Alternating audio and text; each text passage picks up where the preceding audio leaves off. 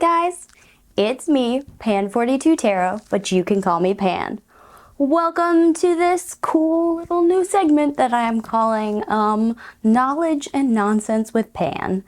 It's just gonna be like a couple series of little short videos that like talk about information that like is pretty basic that people maybe don't tell you in the tarot community when you first start out. Like, it's something you kind of have to figure out for yourself, and it's just like really basic information to help you like figure out if you're into this or not. So anyway, and it's just like stuff that I'm learning and obsessing about, so I'm just passing on information to you.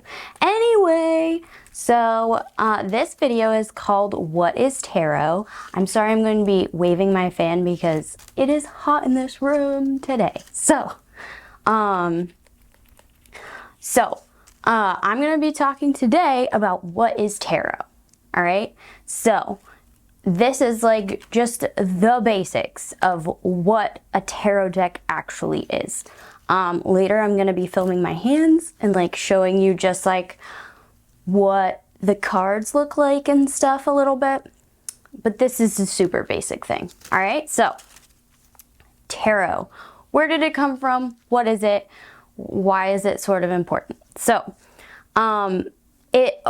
the very earliest created cards were hand painted, and they all appeared around the 1400s sometime, especially in Italy.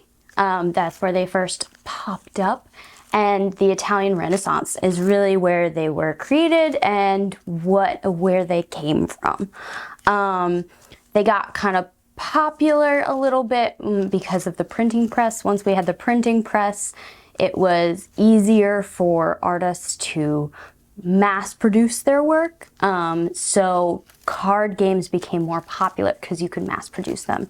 And the tarot deck actually started as a card game. It wasn't originally used for divination at all. It was just a card game.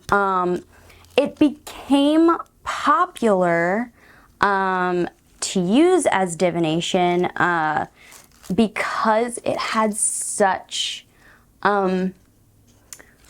important imagery. The imagery in it is all very related to religion and theology and enlightenment and just like pillars of knowledge of the Italian Renaissance itself. So during the Italian Renaissance, they had a resurgence of the ancient cultures, or at least what they believed the ancient cultures believed, like knowledge from Plato and stuff like that. So a lot of the symbolism and things from it come from a lot inside of the tarot, come from a lot of different sources.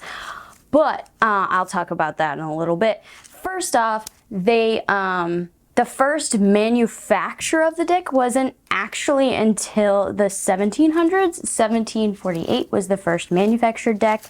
And then the first occult interpretation of the deck, like somebody actually writing down in a book, oh, you can use these cards for divination and things, and some interpretations, was in 1781. So pretty new. In fact, our country is like a little bit older. So, and by our country, I mean America. So it's really, the tarot deck is really not that old. But in that work, that was written by Court de Gebelin, he talked about how the tarot deck originated in Egypt and like all this stuff, and theorized that gypsies brought it over from Egypt and all kinds of stuff like that. There's actually no archaeological evidence for this. The timeline just doesn't match up for the gypsies to have brought them to Europe, and the Egyptians had, as far as we can tell, no real playing card games. But he theorized this because he saw a lot of the hero's journey in the cards, and therefore theorized that it was ancient, because the hero's journey is like an ancient concept that has been around since, you know, we started telling stories as humans, so caveman times. But there's no evidence for that. They really came from Italy during the Renaissance, which is in the 1400s. Anyway, after that, they continued to create the cards, and then they got popular, really popular, again in 1910. This is when spiritualism like rose up in Europe and throughout America, and it was a really popular thing. So mysticism and spiritualism became very popular. Everybody was into ghosts and all kinds of mystic cool things. There was a lot of magic going on. If you're into like history of magic societies, this is when the Golden Dawn appeared. So speaking of the Golden Dawn, in 1910, that is when two members of the Golden Dawn, which was a mystic and magical cult, I guess is what you would call it. Cult just means religious spin-off kind of a thing. So these two people were Waite and Smith. This is when the Rider-Waite-Smith deck was created. The publisher is Rider. Waite is Arthur Edward Waite. He is the author. He wrote like down the meanings of the tarot and things like that you would get in the box of cards. And then the artist was Pamela Colman Smith. Hell yes, the first really popular deck, the deck that started it all, kind of. The deck that is most seen today, the one that is kind of the template for all other decks at the moment, it was drawn by a woman. So yes. Anyway, so these were members of the Golden Dawn. There were other members of the Golden Dawn that also created their own versions of the tarot. They're all pretty similar as far as content goes, but they might arrange their cards a little differently, specifically the major arcanas. So, the mystic history of the tarot is largely false, such as it coming from Egypt and the gypsies and all of that. But the archetypes and the themes and the imagery and interpretations are all very ancient, very old human ideas. They're all part of being human and just our human experience. So they're like super old, but the cards themselves are not super old. So what is my point in telling you about all of the history of the tarot?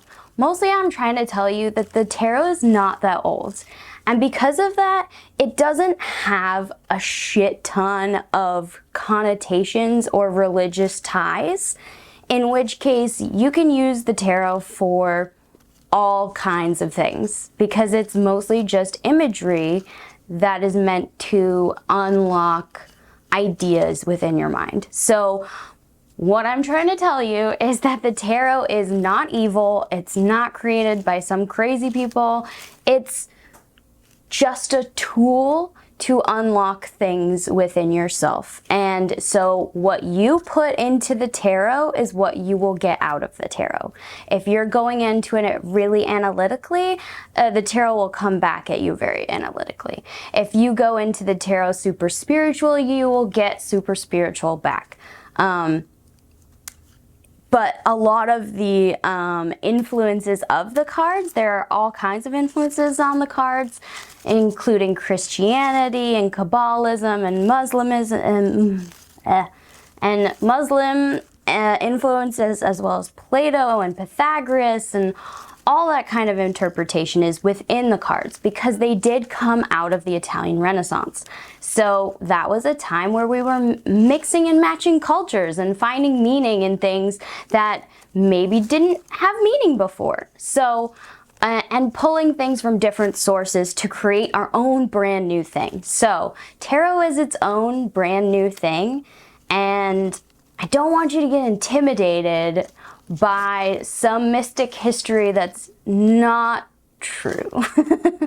So the tarot is really cool. There are tons of layers in the symbolism and things if you go into that, but you don't have to, and that's kind of the nice thing about it. So what is an actual tarot deck? Let me just break it down for you. Okay, so the tarot deck consists of 4 suits, which is the swords, the wands, the cups, and the pentacles. Those 4 suits have 10 pip cards, which means ace through 10, which is 1 through 10. And then they also have 4 court cards, which is a little different than our regular deck of playing cards. A regular deck of playing cards only has 3 court cards. We have 4 in the tarot. So you have a page, a knight, a queen, and a king in the pip cards, in this 4 suits. So that's the 4 suits. So that's like a regular deck of playing cards with like the extra page. All right, so that's pretty simple. But the other thing that makes the tarot special and unique, that is kind of the big part of it, is the 5th suit, which is the major arcana. Now, when they were originally created, they were called the trump suit. Now, this suit is all of the major ideas. So things like strength and justice and judgment and the world and the sun and the moon. Those like big ideas, big things, big planets, big concepts, those are all found in the major arcana. So to have a tarot deck, you must have 4 suits plus the major arcana. The major arcana is the one that's like most debated throughout history about what order the cards should go in and what's the meaning behind the pairing up of all of these different things and why is it in this order and should we read it this way or that way. The major arcanas are the like huge ideas of the tarot, and to have a tarot deck you need those 4 suits and the major arcana. You'll find a lot of tarot decks that look like the Rider-Waite-Smith deck, and they'll be numbered the same way but have totally different art. But you'll also find other tarot decks that don't have like strength as number 8 but instead have strength as number 11. This is because when tarot was first created, there were lots and lots of versions of it. So the original so the Rider-Waite-Smith has become kind of the norm, what we use, but it's not the only kind. There's lots of different ones. So one such sort of different deck would be the Thoth deck. This one's kind of different. It's, I'm pretty sure, I'll cut this out if I'm wrong, I'm pretty sure it was created by Aleister Crowley, who was another member of the Golden Dawn, and he had slightly different opinions about where things should be placed in major arcanas and what their meanings were. So, but those are the things you need to have a tarot deck. If you end up buying a deck that doesn't have 4 suits and a major arcana, well, then you might have bought an oracle deck, which is a slightly different kind of divination tool, and I will be talking about what those are on a later segment of Knowledge and Nonsense with Pan. But for this one, we're just talking about tarot. So those are the things you kind of need to distinguish whether you have a tarot deck or not. I have a couple of decks that are very different as far as what they name the big things, like my Cosmovision's Oracle deck. That one has totally different names for the major arcanas. The meanings are very similar, but their names are very different. However, the deck still has 4 suits plus the major arcanas. So it's still considered a tarot deck, although it's meanings and names are shifted quite a bit. And you'll find that a lot of tarot decks are different because they're all done by different artists, and a different artist will have a different interpretation of major ideas. That's just kind of how worldview works. That's why there's so many interpretations of things like the Bible, or why you can find so many meanings in poetry. Art is subjective, and so is the tarot. So I hope this helped. I'm going to show you some cards. There are differences in the cards based on what artists you have, but the imagery is very similar. So if you're trying to learn the tarot decks and trying to learn what the meanings of every card is, and so that when you pull it, you know exactly what it's saying, I would suggest you start with a Rider-Waite-Smith deck. But you don't have to. I didn't, and I'm doing this. So it's up to you. It's what you feel comfortable with. I'm just trying to show you that the tarot is new, and it's really all about the energy that you put into something, and it can really be paired with, honestly, any brand of spirituality or religion or anything that you connect with. The tarot can be used to help you with that because it's just working. It just has a lot of archetypal imagery to help you process what you're feeling about certain questions that you ask the deck. I hope that makes sense. So yeah, the tarot's not some big crazy evil thing. It's just a deck of cards that was originally a game and is now used to help us process our inner emotions and feelings. So, yeah, I hope that helped. And I hope you got something out of this. I will hopefully be doing some more of these nonsense and knowledges with Pan. And, yeah. Okay, you guys, so here I have my Learning Tarot deck, my Ethereal Visions Illuminated Tarot deck, and my Philly Tarot deck. So I'm just going to show you examples of the 4 suits as well as the major arcana, and just kind of give you an idea of how all these cards kind of mean the same thing, but the artistry can change across different decks. So the Learning Tarot has a bunch of information on each of the cards, but it also has the original Rider-Waite art on each of the cards. So this is the original Rider-Waite art for the 3 of Swords.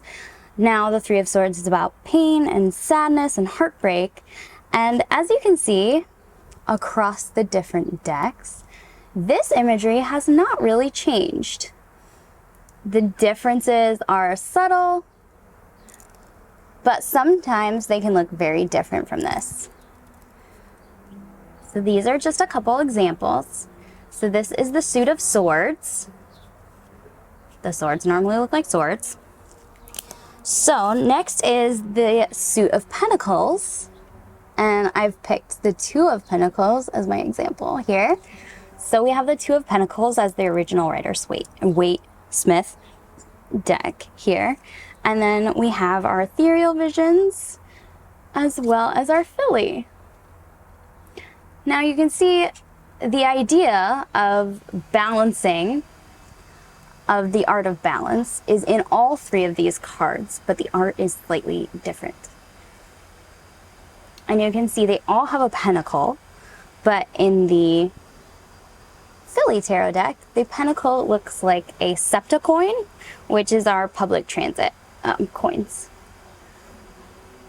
So those are the pentacles. And next we have cups. This is the suit of cups. As you can see, there's a bunch of little cups in the picture. This is the 6 of cups. This is returning to one's roots or childhood. So you'll see that the Philly Tarot deck is very, very similar, except it has cheesecake steaks as the cups. But the art from the Ethereal Visions is quite a bit different. It still gives you the same idea of childhood and returning to one's childhood, but it has a much more intimate image. So those are the cups. And lastly, we have the wands. Now, the wands are normally depicted as sticks with sprouts coming out of them. In the classic Rider-Waite, the sprouts represented spirituality or a gift from God. So this is the Rider-Waite, and then we have a couple other versions. Now, this imagery did not change very much, but in other decks, I'm sure you will see some artists take a lot of liberty with this one. And it's not wrong. It's just different. The thing that makes a tarot deck is if it has these 4 suits, whether they call them swords, pentacles, cups, or wands, it has all 4 of these suits, as well as the major arcana suit, which includes things like the Strength card or the Chariot card. So these are the Chariot and the Strength card in the Rider-Waite-Smith tarot. They're pretty classic imagery.